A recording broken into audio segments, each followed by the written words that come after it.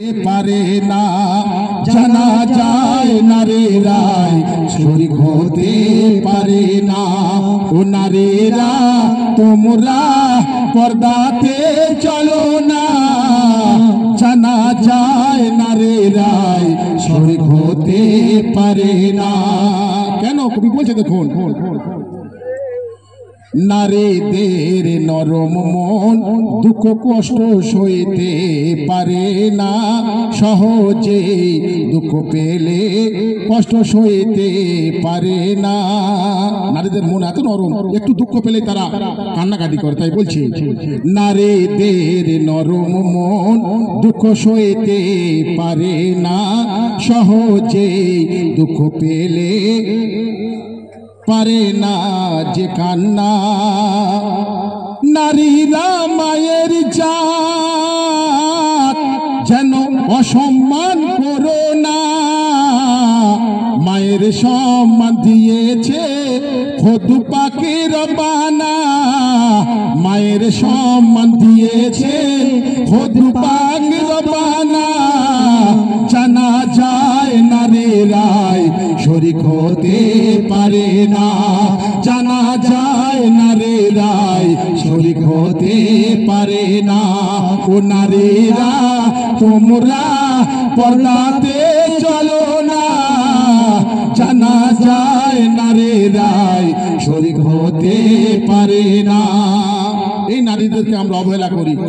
আল্লাহ পাক রব্বুল আলামিন বলছে, আমি স্বয়ং আল্লাহ পাক আমি নারীদেরকে সম্মান করি।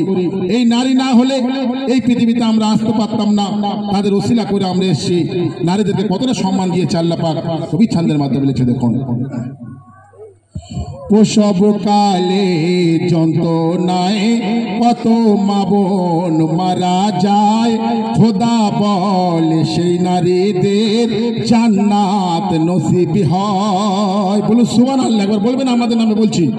প্রসব কালে যন্ত্রণায় কত মা বোন মারা যায়, খোদা বলে সেই নারীদের জান্নাত নসিব হয়। নারীরা সব ছেড়ে ঘর করে স্বামীর দেখো না, সবকিছু ত্যাগ করে আমার নারীরা তারা পরের ঘরে চলে যায়।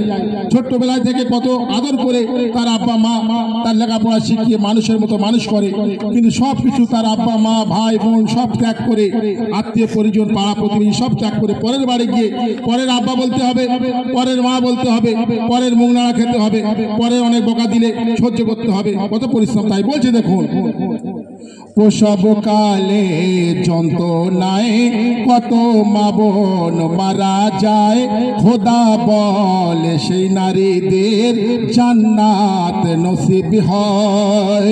নারীরা সব ছেড়ে ঘর করে স্বামীর দেখো না, পরকে আপন করে ভুলে যায় বেদনা। নারীরা মায়ের জাত তাদের অসম্মান করো না, নারীরা তোমরা পর্দাতে চলো না, জানা যায় নারীরাই শরীক হতে পারে না, জানা যায় নারীরাই শরীক হতে পারে না। আর কি বলছে দেখুন, খুব সুন্দর সুন্দর কালাম, অতি সুন্দর কথা কবির মাধ্যমে কবি ছন্দের মাধ্যমে কেমন লিখছে দেখুন। শুক্রবারে নারীরা জুমার নামাজ পড়তে পারে না, গোরস্থানে নারীরা যেতে ওই পারে না।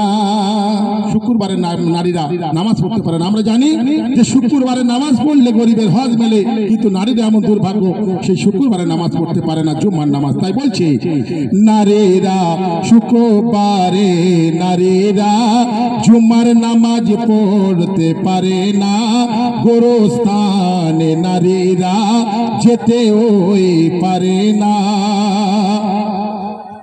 নারীদের বেপরদা হলে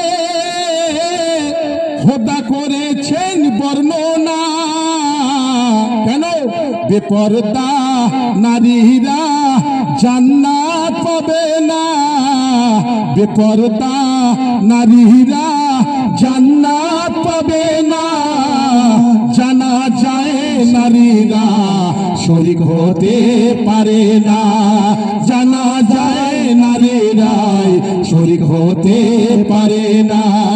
ও নারীরা তোমরা পর্দাতে চলো না, জানা যায় নারীরা শরীক হতে পারে না। তারপর শেষ ছন্দে কবির মনে আছে, শুনবেন। শোনো বলে গোনারে ছিল মা ফাতেমা। আমরা জানি মা ফাতেমা এমন সুন্দরী ছিল, পৃথিবীর বুকে কোন নারী মা ফাতেমার সুন্দর রূপের কাছে কেউ হার মানত না। মা ফাতেমার রূপ এমন ছিল যে সমস্ত নারীরা হার মেনে যাবে, কিন্তু রূপের রানী হয়ে কোনোদিন গর্ব করেনি। স্বয়ং আল্লাহর মেয়ে তিনি ছিলেন মা ফাতেমা। তাই কবি লিখছে, দেখুন। শোনো বলে গোনারে ছিল মা ফাতেমা, 70 তালে কাপড় পরে পর্দাকে ভুলে না। 70 তালি কাপড় পরতো কিন্তু কোনোদিন পর্দা হারাতো না। তাই মা বলছে, শোনো বলে নারে ছিল মা ফাতেমা, 70 তালে কাপড় পরে পর্দাকে ভুলে না। রূপে ছিল